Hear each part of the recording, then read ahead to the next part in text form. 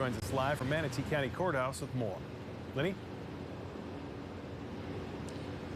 Good afternoon. Yeah, county leaders say they are launching an independent investigation to determine what went wrong in their response to Hurricane Debbie.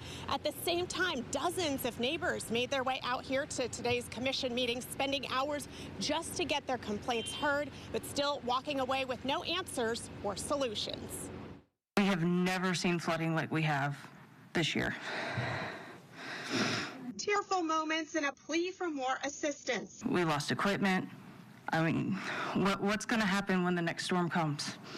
What are you guys going to do to help alleviate the problem that we are having? Sierra Nelson grilling Manatee County commissioners desperate for answers after bearing the brunt of Debbie's wrath. My grandparents are afraid to stay. They want to sell now. So, I mean, they nobody planned on that happening. We planned on the property being in the family. In Manatee County, two competing narratives surrounding why so many homes flooded during the storm. And between 9:30 and 10:30, the water rose over 3.5 feet. That's not just storm water, running through a watershed. That is obvious backup from the dam because the water had nowhere to go.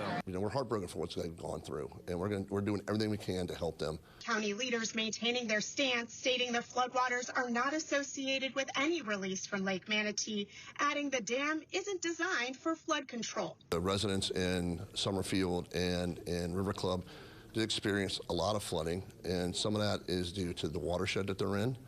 None of it was due to the dam. It'd be almost impossible for that to happen.